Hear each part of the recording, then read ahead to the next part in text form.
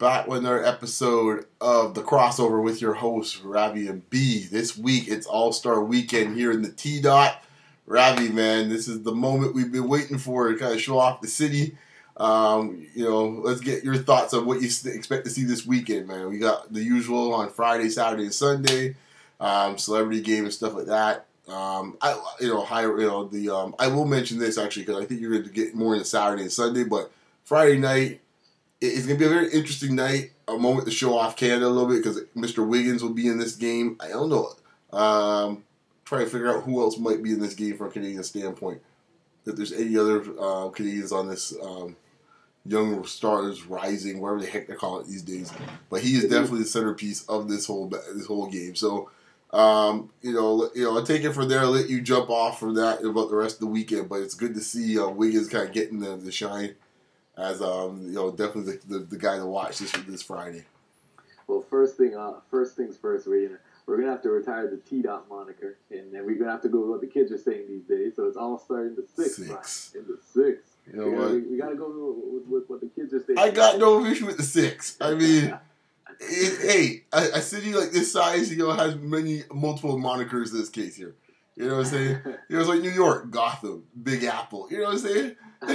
You probably got some personality. Right, exactly. T-Dot, the six. It's just cool. Yeah.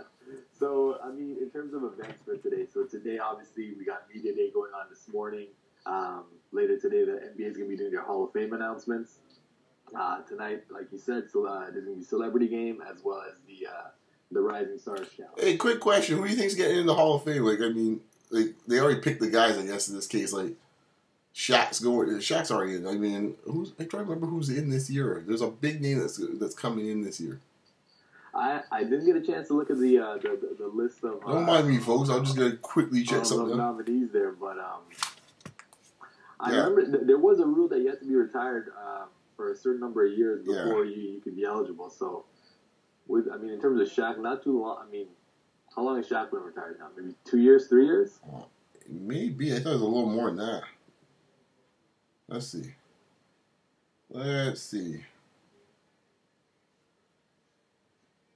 Okay, yeah, keep going about the weekend. Let's go into while I'm looking for this. Let's go into Saturday stuff, man. What we got Saturday, here? Saturday morning we got the All-Star practice. Then that leads into All-Star Saturday night. Mm-hmm. So, man, All-Star Saturday night has changed because now the skills challenge. Here's the lineup for the skills challenge. You got Draymond Green, you got DeMarcus Cousins, Anthony Davis. So some of the big guys getting in. Usually it's very He's intriguing. It is intriguing. Anthony Davis. And then then you get back to some of the smaller guys. The C.J. McCollum, Moody is in there, Isaiah Thomas, and Jordan Clarkson from the Lakers, as well as Karl Anthony Towns. So rookie getting in there as well. Yeah, man. And I think the highlight of the night will probably be the three-point contest because you got Steph Curry, you got Klay Thompson, you got the hometown boy Kyle Lowry, you got a former hometown boy Chris Bosh, a big entering the three-point competition.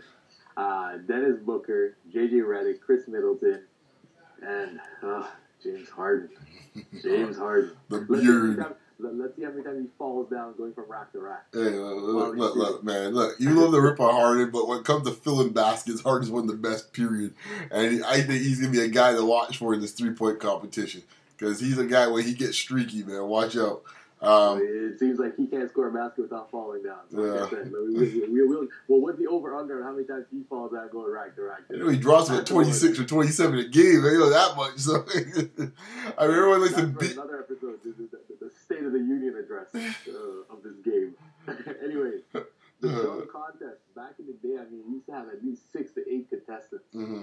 Dunk contest, you got 4. Mm-hmm. Zach LaVine, Aaron Gordon, Will Barton, Andre Drummond. So let's get some picks going here. That's what the people want. So let's get some picks. Who do you like for each one of them? Start with a slam dunk. A slam dunk? Man, this is like the Jay Holiday event because they'll put you to bed. But, I think we're going to have to go with Zach LaVine. Yeah. Aaron Gordon. I think Andre Drummond. It's a big. The bigs never do that well in the contest historically. Hey, Dwight will tell you otherwise, man. Dwight jumps from the free throw line and throws the ball in the basket and calls it a dunk. But he won, right? And I thought he won.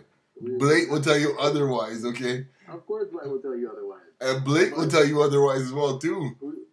Well, Blake actually dunked the ball in the contest. I mean, you can't go up there and lay the ball in contest. True, but Dwight before the Superman one, Dwight had some pretty nasty dunks before that, too. I think that's the one everyone remembers. I think my favorite Dwight one is the one where he dunked and he put that sticker at the top of the basket. Right, that was crazy. That was pretty funny. Yeah. It was. I mean, but it's more gimmick. It's more gimmick than actual substance, in my opinion. But I think Zach LaVine, I think he came strong last year. Yes, he did. And I'm looking for him to repeat. Okay, three-point contest. Man, I'm going to have to go with Steph Curry, man. Based on what I've seen this year, I mean, like you said, James Harden's a strong contender. You know, you got Clay in there as well, but I'm going with Steph. Who you got?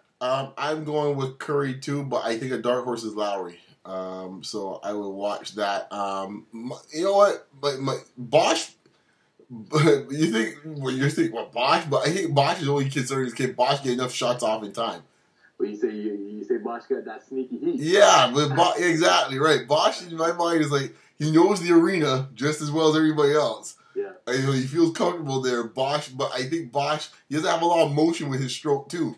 My only concern about Bosch is that can he get the shots off? His release isn't really the quickest release. Exactly. Because don't forget, Bosch kills the skills competition every year. Yeah. They had to retire that pretty much that team thing because the Miami team will always win. Once Bosch is on it, they're gonna win. So just as a sneaky pick for all you guys out there, watch Bosch. And as far as the skills competition, CJ McCollum might be a guy that watches this one. Yeah, I mean, I'm looking at, I think either him or, I think the rookie might come through, Moutier. Yeah, possibly. Yeah. So, so now we get the Sunday. I mean, pretty much that's it. I mean, I'm gonna say this straight. I got Steph Curry's my MVP. I'm being straight. I think it's his time. It's been his year. Yeah, it's been his year, and I mean, I'm pretty sure there's going to be some extras in there at halftime and things like that, and even the pregame. In terms of it being Kobe's last AllStar game, so I'm sure there's going to be some tributes here and there. I haven't really heard anything in terms of like a special halftime tribute like they did for Jordan back in 2003 in the Atlanta game. But we'll see. Just as something to watch for if the East wins, do not be surprised if LeBron James ends up being MVP. Just saying. Just watch very carefully for the East. If the East wins, the East has to win. But if the East wins, do not be surprised. That's all I'm saying. You heard it here first. Man. Hopefully they do because, that might be the only trophy you get this year. Still got half a season to play, guys. Half a season to play. Lots of things happening. Indeed. All it takes is a bad ankle and things change real quick. Ask Cleveland. Things change real quick. So, finally, you know what? We discussed this before offline, but I just wanted to give a little shout out, to take stock in this case here. It's in our city. It's in the 6. It's Toronto. And just to give stock of, how far the city, the team, and the country's come when it comes to basketball. I mean, there's a chance to really kind of flex our muscles as a city and as the organization can do so. I think it really is amazing to see where Toronto's come in a whole bunch of different ways. I mean, the country itself is learning more about basketball, but specifically about this city, the amount of growth that's happened with the city as far as fandom goes. I mean, people think everyone thinks that maybe this Raptors team or fans have come to the Raptors. This whole Jurassic Park thing is something that just came as a Johnny-come-lately. Let me tell you, folks, Toronto's been a hardcore franchise for fan participation for years. I mean, and it's all across the board, all metrics for the most part, man. It's like when you come to ticket sales, even when they're lousy, they will still get 13,000, 14,000 people on a garbage team winning something like 25, 30 games. You go to any board, any hoops board, guarantee you that the Raptors are usually one or two of the most popular boards on any NBA site. Guarantee you. And by a huge thing. A huge amount in this case. I think, as far as the following goes, you see them across the league, traveling, visiting other cities. There's not a lot of teams you can say that with where, the crowd follows them. And overall, just looking at the type of talents come from the city that's now playing in the league. Be it, Bennett, Wiggins, Joseph. All these guys are Toronto or GTA guys in this case, and I think the Raptors are obviously been an important part of that. Obviously, I give Vince his due as well too, because without me, Vince, maybe it doesn't even accelerate the way it has in this case, So I just wanted to give shout out to the city, the fans, and to the Raptors, man. I mean, it hasn't been pretty, but I think they're starting to figure this thing out finally. And it's just good to have an opportunity for them to kind of take stock and enjoy this moment, man. I think sometimes we as a fan base are very cynical with the Raptors about everything. It's the only team in the league I know that gets on like a 12, 13 game winning streak. It's like, well, let's see. If it's any other fan base, would be like, whoa. Even within this own city, if it was any other fan base, would be like, well, the Leafs had 12 wins straight. It'd be like, they're a parade on Yonge Street right now is 12 wins straight. The Blue Jays, but with the Raptors fans, it's a strange fan base in that sense. It's always kind of like doom and gloom, and I just think at this point, just enjoy it, Raptor fans, enjoy it, Toronto fans. I'm looking forward to a great weekend, man. That's my two. No, well said. And I think just to kind of touch on your point with regards to how Raptor fans react to the win streak and things like that. I think it stretches a little beyond Raptor fans, and it's just I think as a whole within the last few seasons, NBA fans, I don't know what it is, but we've kind of been conditioned to a certain extent that we tended to discount the regular season.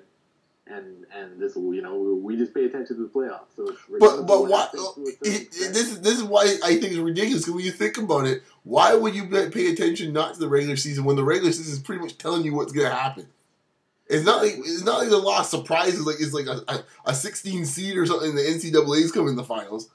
I agree with you. I agree that we should get back to. That's why I like what Golden State has done this season in terms of putting that excitement back in the regular season to a certain extent. Because I think as fans, we've kind of over the last few years, it's like okay, that's great. I challenge that. Let's wait for the playoffs. I challenge that premise in this sense.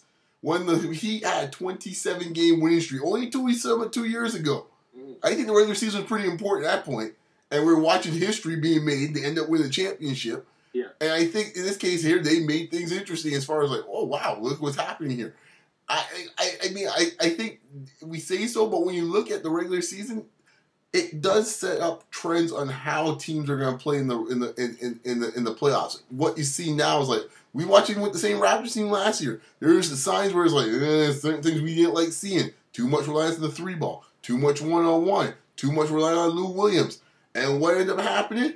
We saw it pretty much come to bear in this case in the Washington series. So I think the regular season is important because it does tell a story on what would potentially happen in the playoffs when you get there. Yeah, I'm not disagreeing with you. I think as a fan, as a hardcore fan, I totally agree with what you're saying. But what I'm saying as for the general fan, everything has been, well, how many rings you got? How many rings you got? And I think the general fan overall has been conditioned to a certain extent over the last few years to kind of not pay attention to the regular season as much or put that much emphasis on it and wait till you see, let's wait till what happens in the playoffs because, whether you're talking about LeBron or you're talking about some of the other top guys, the Durant, Chris Pauls, what it comes down to at the end, all the talk shows, all the radio shows, it's how many rings you got, how many rings you got. So, well, that's our fault. That's not. I mean, in this case, I honestly think. I think it's both to a certain extent because it's you hear so much of that talking.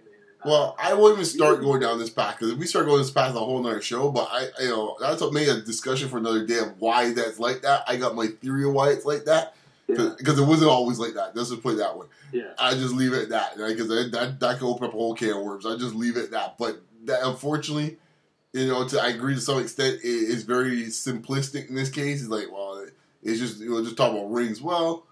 There's a lot going into this and just rings in this case here. Like obviously that is the ultimate goal, but there's a lot going on to lead up to that point in this case here. And it's like, I think it's kind of in some sense I think the analytics is good to help with that because it does encourage people to really follow what's going on throughout the year to find out what data is being collected, see if this will fall through during the postseason. So I guess where analytics has a strength on that, man. So.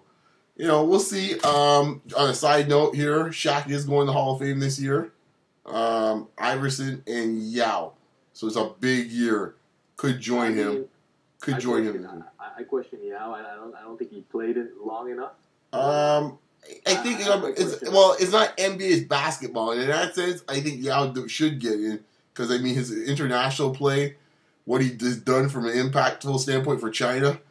I think I don't know. I think all three should be in. That's just me. I mean, definitely have no problem with Shaq. No problem with Iverson. Who was a really fantastic year. Your boy Crumbs is possibly going in. As he should. Yeah. Unfortunately, Tom Izzo is a no doubt. Cheryl Swoops is a no doubt. And of course, the one and only marvelous Marv Albert. Which I cannot believe Marv Albert is taking that long for him to get in the Hall of Fame. Like, really? Like, dude, he should be like the first dude in the broadcasting section. Man, that's when I think back to my childhood days watching basketball, that's the boy that comes to mind. Guy, Marv Albert from the time you go up, it's like, no one calls him Marv Albert. The yes is synonymous with NBA and hoops, period. You're out there warming up, you're just hitting a jump shot. Yes. You need to hear that. I mean, Marv has these words. I mean, the phrases, guy. If I'm watching a Marv broadcast, I look for certain phrases. So, LeBron showing the entire repertoire. That's one of my favorites. Okay, of course, Durant has the touch tonight. It's like, you want to hear those things. Like, so, man. My dream broadcast is like Marv and Hubie. Oh, gosh. I love that, man. But unfortunately, different networks, man. Let's get together, people, man. Bring them together, man. But, yeah. Bring it together. Oh, my God. That'd be too good, Marv and Hubie. But, yeah. Yeah, but it's good to see the marvelous one in the Hall of Fame. So that's it for us. It's a good feel good day all around, feel good weekend, and lots of fun. We'll discuss that next week. Kind of like the post thing and see kind of the post mortem and see how it went. Hope everything's good. Everyone stays safe and keep warm. Keep warm. We catch you guys on the rebound. No doubt. Oh yeah. By the way, folks, we're gonna have a little demo action here. The demo sign coming up. So. We apologize for that, for technical difficulties this week, but hey, man, it's about the message. That's the message. We'll talk to you all next week. Later.